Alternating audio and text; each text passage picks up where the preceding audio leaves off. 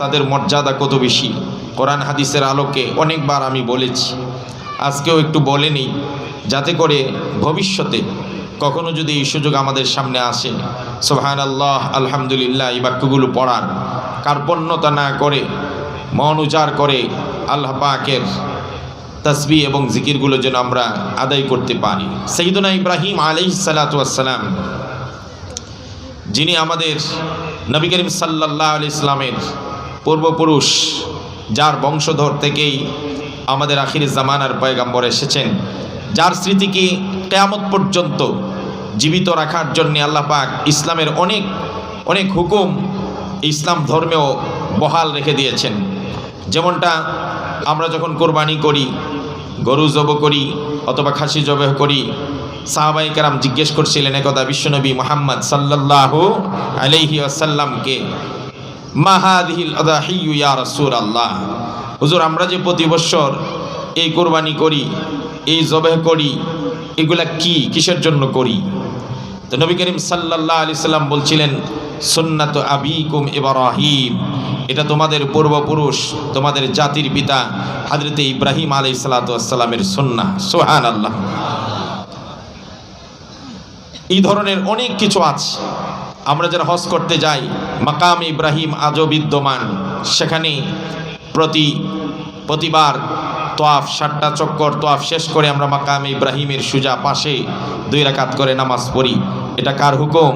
আল্লাহর হুকুম। জোরে বলেন কার হুকুম?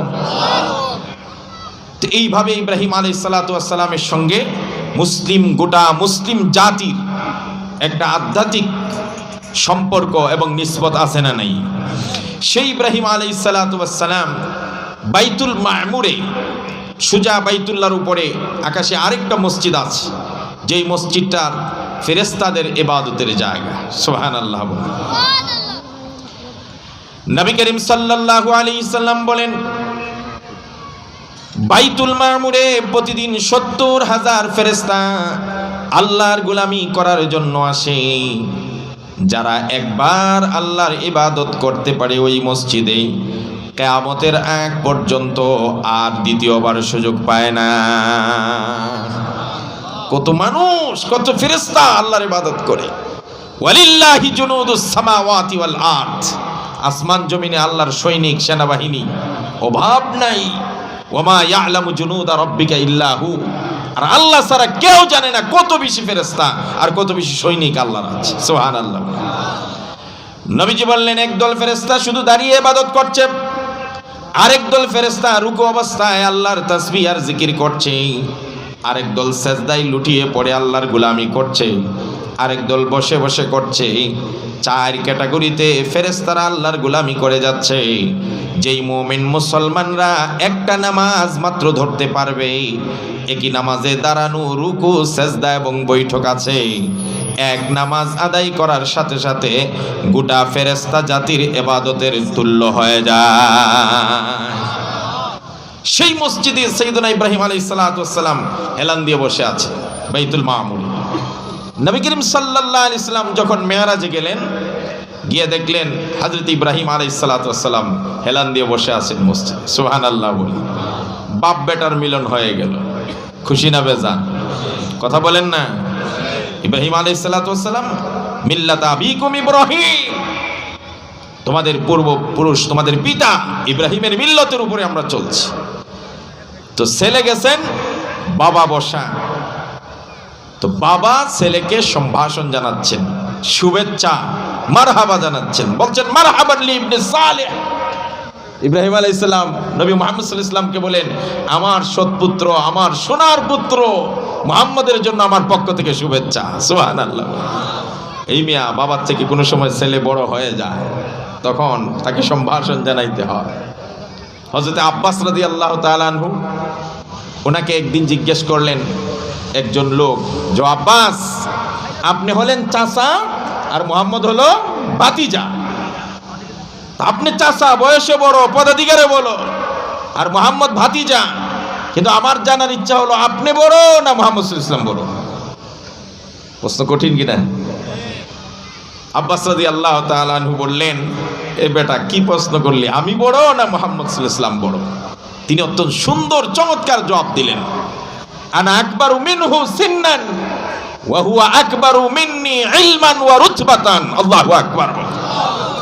হযরত আব্বাস বললেন, আমি শুধু মুহাম্মদ সাল্লাল্লাহু আলাইহি সাল্লাম থেকে বয়সে বড়, বয়সে, আর মুহাম্মদ আমার ভাতিজা, আমার থেকে জ্ঞানে গুণে গরিমায় মর্যাদায় সম্মানে সব দিক থেকে বড়। সুবহানাল্লাহ।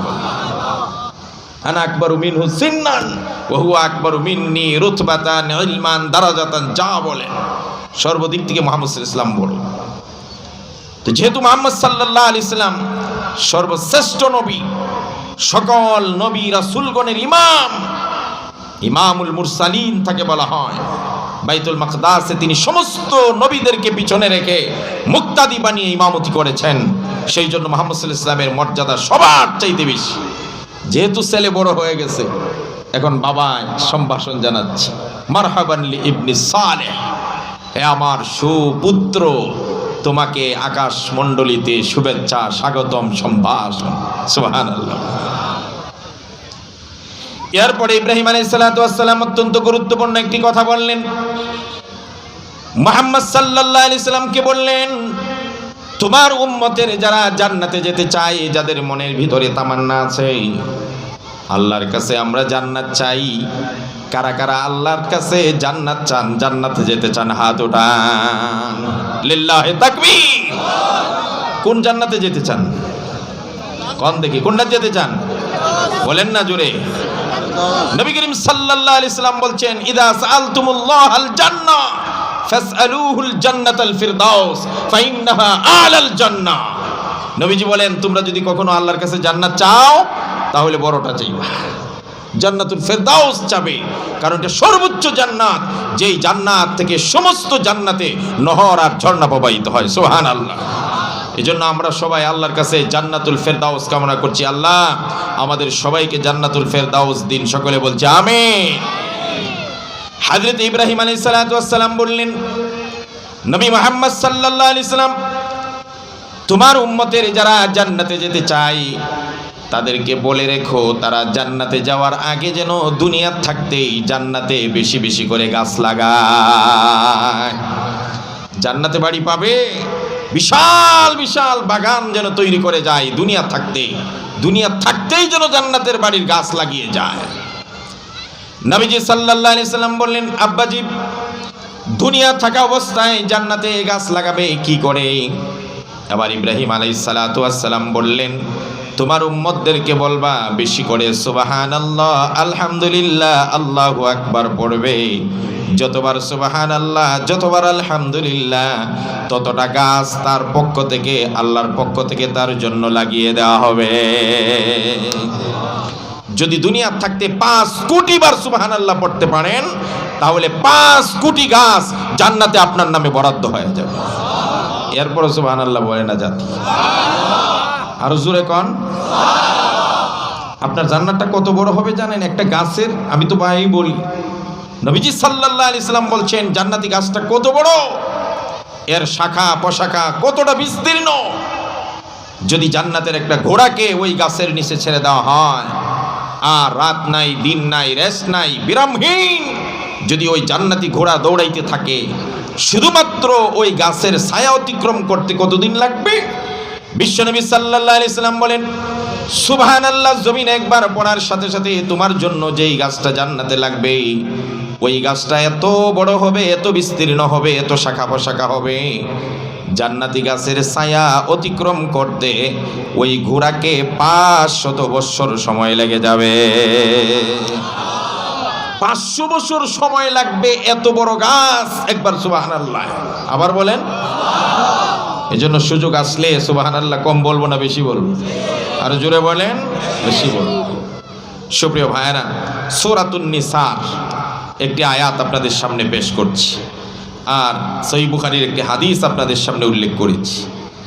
এই দুইয়ের আলোকে আমি কিছু কথা বলবো আজকের সময়ের প্রেক্ষাপটকে সামনে রেখে।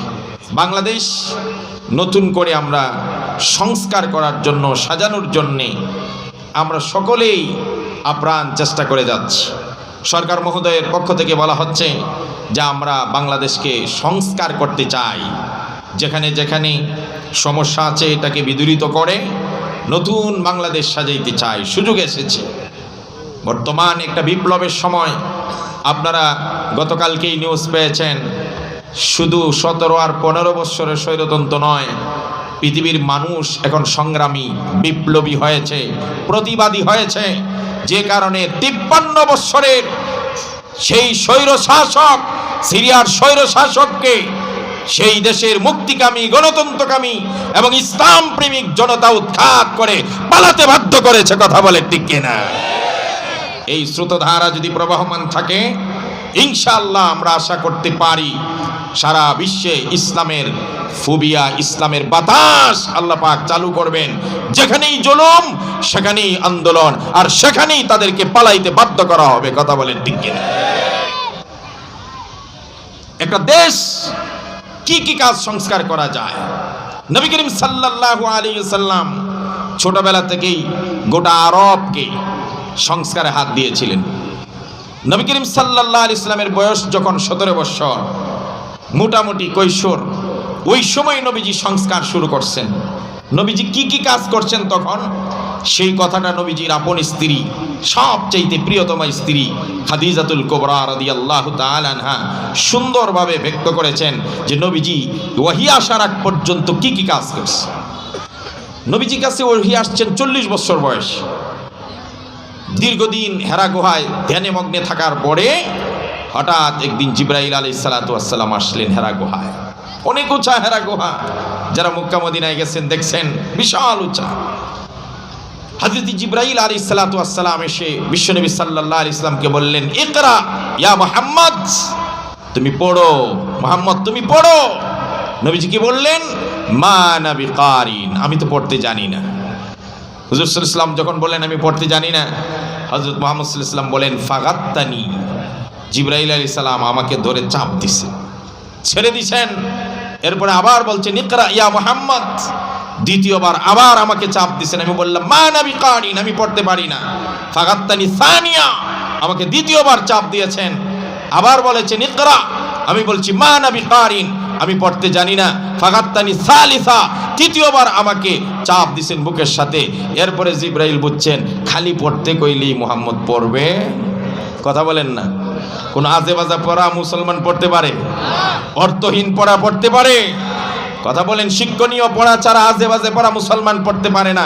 তখন জিবরাইল আলাইহিস সালাতু ওয়াস সালাম সূরা ইকরার প্রথম 5টা আয়াত পড়ে বললেন, ইকরা বিসমি রাব্বিকাল্লাযী খালাক, খালাকাল ইনসানা মিন আলাক, ইকরা ওয়া রাব্বুকাল আকরামুল্লাযী আল্লামা বিল কলম, আল্লামাল ইনসানা মা লাম ইয়ালাম। আল্লাহু আকবার বলেন। যেই মাত্র জিবরাইল আলাইহিস সালাতু ওয়াস সালাম বললেন, ও মুহাম্মদ তোমার প্রভুর নামে পড়ো যিনি তোমাকে সৃষ্টি করেছেন। এবার আর বিশ্বনবী এই কথা বলেন নাই মা আনা বিকারিন, আমি পড়তে জানি না। সাথে সাথে পড়া শুরু করলেন ইকরা বিসমি রাব্বিকাল্লাযী খালাক। সুবহানাল্লাহ। কোরআনের এই প্রথম 5টি আয়াত সূরা আলাকের নাজিল হওয়ার পরে আর জিবরাইলের চাপ সবকিছু মিলিয়ে মুহাম্মদ সাল্লাল্লাহু আলাইহি ওয়াসাল্লাম ভয় পেয়ে গেলেন, দৌড়ায়া বাড়িতে আসলেন। সবার আগে খাদিজার ঘরে ঢুকলেন। জি, খাদিজা নবীজিকে আগলে রেখেছেন। বিয়ের পর থেকে নবীজিকে আর্থিক, মানসিক সব দিক থেকে সাপোর্ট করেছেন। একজন স্ত্রী যতক্ষণ পর্যন্ত কোনো স্বামীকে সহযোগিতা না করবে, সর্বাত্মক সহযোগিতা না করবে, কোনো পুরুষ পৃথিবীতে সফল কাম হতে পারবে না। এসে বললেন, ও খাদিজা জাম্মিলুনি জাম্মিলুনি, আমারে তাড়াতাড়ি কম্বল দিয়ে ঢাকো, আমার তো অবস্থা খারাপ। লাকাদ খাশিতু আলা নাফসি, খাদিজা আমার তো নিজের উপর ভয় করছে, আশঙ্কা করছি, আমার তো কিছু হয়ে যায় নাই, কি হয়ে যাবে নাকি কিছু। দেখছেন এমন একজন স্ত্রী দরকার। নবীজি যখন কাঁপতেছেন, খাদিজা কম্বল দিয়ে পেঁচিয়ে, চাদর দিয়ে পেঁচিয়ে ধরলেন। আর নবীজি বললেন আমার ভয় করতেছে, আমার কিছু হয়ে যাবে কিনা। ওই সময় সবচেয়ে বড় প্রথম সান্ত্বনা দিয়েছেন সাইয়্যিদাতুন নিসা হযরতে খাদিজা। কি বলছেন? কাল্লা ওয়াল্লাহি মা ইউখজিকাল্লাহু আবাদা ইয়া রাসূলুল্লাহ, ইয়া হাবিবাল্লাহ, ও আমার প্রাণের স্বামী, আপনাকে কখনো আল্লাহ বেইজ্জত করবে না, ধ্বংস করবেন না, এটা আমি বলতে পারি আল্লাহর কসম খেয়ে। কাল্লা, নো নেভার, কোশ্চিন কালেও নয়।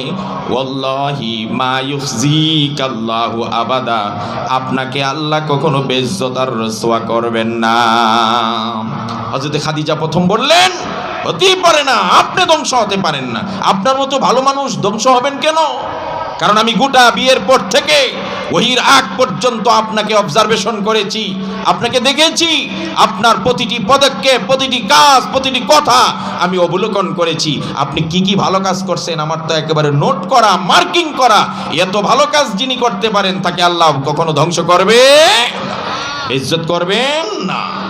এই জন্য বুকে সাহস রাখবেন, সৎ কাজ, ন্যায়ের পথে চলা, হকের কথা উচ্চকণ্ঠ বলতে থাকবেন। সাময়িক অন্ধকার মেঘ আসবে, তুফান আসবে, ঝড় আসবে, কিন্তু মনে রাখবেন আল্লাহ রাব্বুল আলামিন বলছেন, ওয়া কানা হাক্কান আলাইনা নাসরুল মুমিনিন, মুমিন মুসলমানরা যখন হকের পথে চলবে আল্লাহ প্রদত্ত সাহায্যে তাদের পদচুম্বন করবে। কথা বলে ঠিক কিনা? কোনো ভয় নাই, সত্যের পথে অবিচল থাকতে হবে। সাহায্য করবেন কে? আর জোরে বলেন কে? আল্লাহ সাহায্য। সুপ্রিয় ভাইয়ের আমার, সেই সময় খাদিজা রাসূলুল্লাহ সাল্লাল্লাহু আলাইহি ওয়াসাল্লামের ব্যাপারে বলেন, কেন আপনি বেইজ্জত হবেন না? কারণ আপনার পাঁচটা কর্মসূচি আমি খাদিজা নিজে সুন্দর করে দেখেছি। এক নম্বরে বলছেন, ইন্নাকা লা তাসিলুর রাহিমা, ওগো বিশ্বনবী, আপনাকে দেখেছি মক্কার গোত্রীয় যত দ্বন্দ্ব ছিল, বংশীয় যত দ্বন্দ্ব ছিল, পারিবারিক যত ঝামেলা ছিল, সব ঝামেলা মিটিয়ে সবাইকে একাকার করে এক কাতারে জাতীয় ঐক্য গড়ে তোলার জন্য আপনি মেহনত করেছেন। কর্মসূচিগুলো আমি অন্যভাবে অর্থ করছি। এমনিতে সাধারণত মাদ্রাসায় গেলে ইন্নাকা লা তাসিলুর রাহিমা, আপনি সিলাই রহিমি করতেন। সিলাই রহিমি করলে কি বুঝবো মানুষ? বর্তমান প্রেক্ষাপট, কর্মসূচি নাম্বার 1 আমাদের ডক্টর ইউনূসের জন্য নবীজি কি করছেন? ইন্নাকা লা তাসিলুর রাহিমা। প্রথম কর্মসূচি হলো ডাক্তার ইউনূস সাহেব, আপনি জাতীয় ঐক্য গড়ে তুলতে হবে। এটা বিশ্বনবীর কর্মসূচি। কথা বলে ঠিক কিনা? আজ দেশের অভ্যন্তরে মুনাফিক, দেশদ্রোহী মির্জাফরেরা ইসকন নাম দিয়ে, ভিন্ন নাম দিয়ে দেশের মধ্যে অস্থিতিশীল পরিবেশ তৈরি করে বিদেশিদের মাধ্যমে বাংলাদেশে আক্রমণ করে অস্থিতিশীল পরিবেশ তৈরি করতে চায়। এই মুহূর্তে সকল মুসলমান, সকল হিন্দু, বৌদ্ধ সব মিলে জাতীয় ঐক্য করে দেশকে সামনের দিকে এগিয়ে নেওয়া বিশ্বনবীর 1 নম্বর কর্মসূচি ছিল। কথা বলে ঠিক কিনা? আমাদেরকে সেই কর্মসূচি দিয়ে আগাতে হবে। ইন্নাকা লা তাসিলুর রাহিমা, জাতীয় ঐক্য গড়ে তুলুন। যেখানেই দুশ্মন নানাচারা করবে সেখানেই আমাদেরকে ঐক্যবদ্ধভাবে মোকাবেলা করতে হবে। কথা বলেন ঠিক কিনা? 1। 2 নম্বরে খাদিজাতুল কুবরা রাদিয়াল্লাহু তাআলা আনহা বলেন, আপনার 2 নম্বর কর্মসূচি দেখেছি ওহী আসার পূর্বে আপনি কি করেছেন। 2 নম্বরে তিনি বলেছেন, ওয়া তাহমিলুল কাল্লা, ও বিশ্বনবী সাল্লাল্লাহু আলাইহি সাল্লাম, আপনি 17 বছর বয়সে হিলফুল ফুজুল সংগঠন করেন। আপনাকে আমি দেখেছি যেই মানুষগুলো বেকার, যাদের কোনো কর্মসূচি নাই, খাদ্য নাই, চাকরি নাই, যাদের কাজকর্ম নাই, বেকার মানুষগুলোর জন্য আপনি কর্মসংস্থানের ব্যবস্থা করে দিয়েছেন। আজকের দিনে 2 নম্বর কর্মসূচি কি হবে? এই ধ্বজাধরা বাংলাদেশের অর্থনৈতিক মেরুদণ্ড যারা ভেঙে দিয়ে গেছে, আমাদের মাথা পিছু ঋণের বোঝা চাপিয়ে দিয়ে গেছে, আমাদেরকে নিঃস্ব সহায় করে অর্থনৈতিকভাবে আমাদেরকে মেরুদণ্ডহীন যে করে দিয়েছে, এটা থেকে উত্তরণের জন্য 2 নম্বর কর্মসূচি হাতে নিতে হবে। আজকে বেকারত্ব দূর করে যুবকগুলোকে প্রত্যেকটা চাকরি, কর্মসংস্থান, ব্যবসায় কর্মসংস্থানের বেশি বেশি ব্যবস্থা করতে হবে। কথা বলে ঠিক কিনা? যেটা নবীজি করেছেন। ওয়া তাহমিলুল কাল্লা, তাহমিলুল কাল্লা কি? বেকারত্ব দূর করার জন্য বেকারদের কর্মসংস্থানের ব্যবস্থা করা। এটা হলো খাদিজার ভাষ্যমতে 2 নম্বর কর্মসূচি রাসূলুল্লাহ।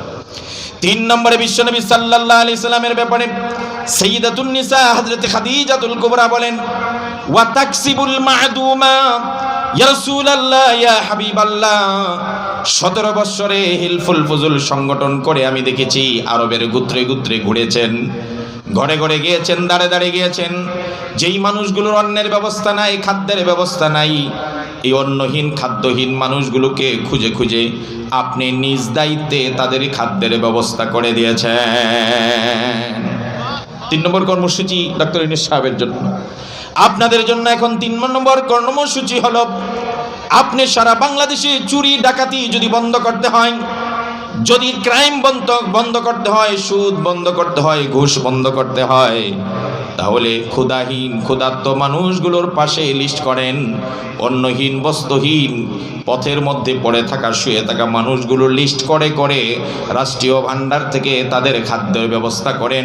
খোদার কসম, যতদিন পর্যন্ত খাদ্যের অভাব দূর করবেন না, ততদিন চুরি ডাকাতি বন্ধ হবে না। কথা বলেন ঠিক কিনা? নবীজি সব করার আগে ছিদ্রগুলো বন্ধ করছেন, যে কি কারণে মানুষ চুরি করে, কি কারণে মানুষ রাহাজানি করে, ছিনতাই করে, ওই ছিদ্রগুলো বন্ধ করছেন আগে। তাহলে নবীজির খাদিজার বাসসমাতে 3 নম্বর কর্মসূচি, তাকসিবুল মাদুমা, অন্নহীন বস্ত্রহীন ক্ষুধার্ত অনাহারী মানুষের মুখে খাবারের ব্যবস্থা করেন। এটা হলো 3 নম্বর কর্মসূচি। 4 নম্বরে বিশ্বনবী সাল্লাল্লাহু আলাইহি ওয়াসাল্লামের ব্যাপারে হযরতে খাদিজা বলেন, ওয়া তুকরিউজ যাইফা, ওগো নবীজি, আপনাকে আমি দেখেছি দেশ বিদেশ থেকে যত মেহমান যত অতিথি এসেছে সবার সঙ্গে সুন্দর সাম্যের সুসম্পর্ক গড়ে তুলেছেন। কথা বলেন ঠিক কিনা?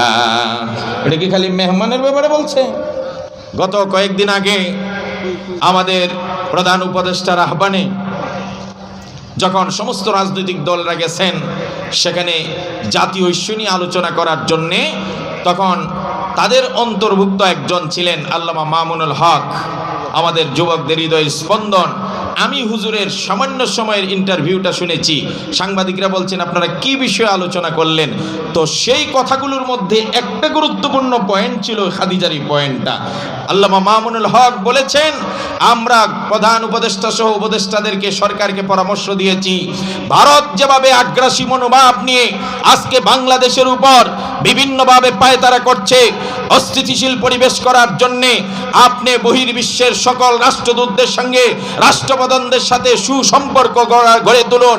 নেপাল, মালদ্বীপ, শ্রীলঙ্কা এবং এশিয়ার যত দেশ আছে সবগুলো দেশের সঙ্গে সুসম্পর্ক গড়ে তুলতে হবে এবং ভারতীয় এই আগ্রাসী মনোভাবের বিরুদ্ধে সবাইকে ঐক্যমতে তার বিরুদ্ধে লড়ে দাঁড়াতে হবে। কথা বলেন ঠিক কিনা? দেখেন না খাদিজার কর্মসূচি কেমনে মিলে।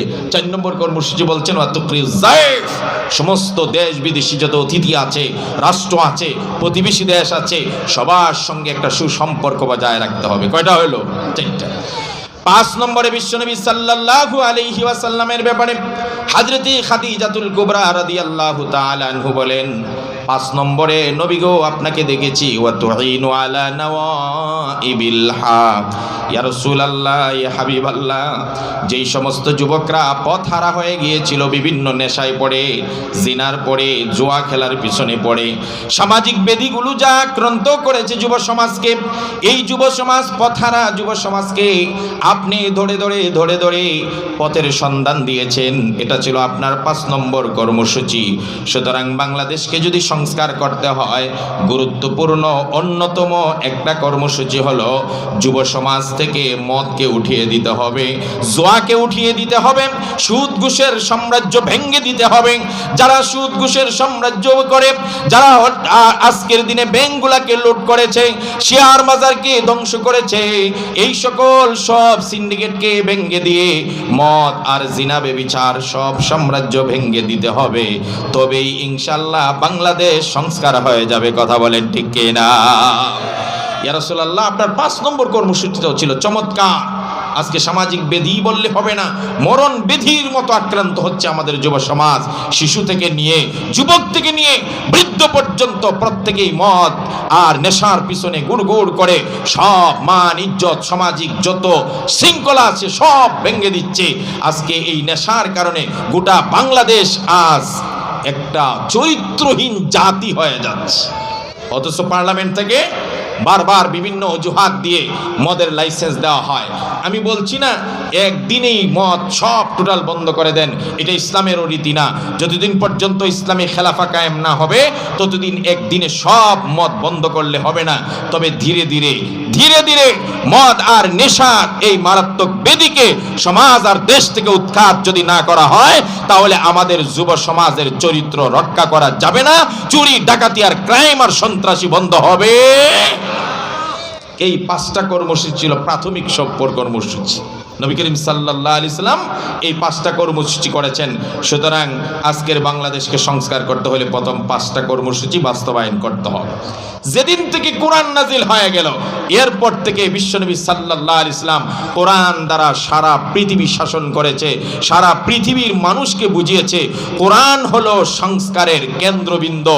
কোরআনকে যদি ফলো করা হয় দুনিয়ার ধ্বজাধারী কোনো তন্ত্র মন্ত্র মানুষের মতবাদের পিছনে ঘুরতে হবে। আজকে ওহী নাজিল হওয়ার